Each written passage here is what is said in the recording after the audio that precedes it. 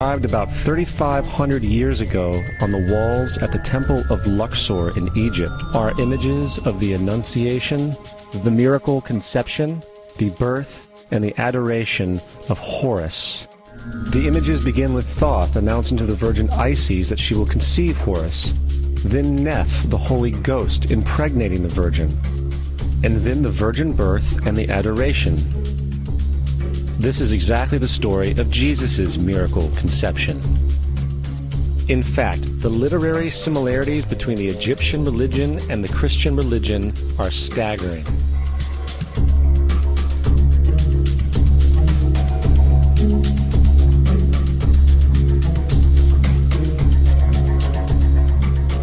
And the plagiarism is continuous. The story of Noah and Noah's Ark is taken directly from tradition. The concept of the Great Flood is ubiquitous throughout the ancient world, with over 200 cited claims in different periods and times. However, one need look no further for a pre-Christian source than the Epic of Gilgamesh, written in 2600 BC. This story talks of a great flood commanded by God, an ark with saved animals upon it, and even the release and return of a dove, all held in common with the biblical story, among many other similarities. And then there is the plagiarized story of Moses.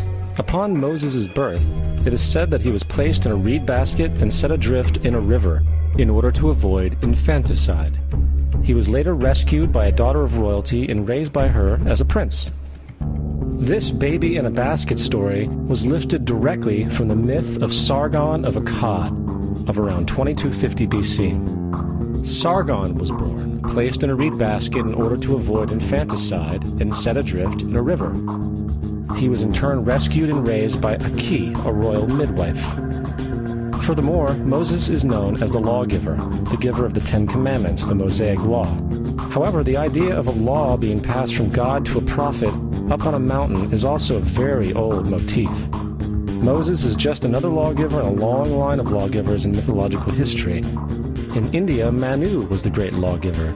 In Crete, Minos ascended Mount Dicta, where Zeus gave him the sacred laws, while in Egypt there was Meses, who carried stone tablets and upon them the laws of God were written. Manu, Minos, Meses, Moses. And as far as the Ten Commandments, they are taken outright from spell 125 in the Egyptian Book of the Dead. What the Book of the Dead phrased, "I have not stolen," became "Thou shalt not steal." "I have not killed," became "Thou shalt not kill." "I have not told lies," became "Thou shalt not bear false witness," and so forth. In fact, the Egyptian religion is likely the primary foundational basis for the Judeo-Christian theology. Baptism, afterlife, final judgment, virgin birth, death and resurrection, crucifixion, the Ark of the Covenant, circumcision, saviors, Holy Communion, Great Flood, Easter, Christmas, Passover, and many, many more are all attributes of Egyptian ideas long predating Christianity and Judaism.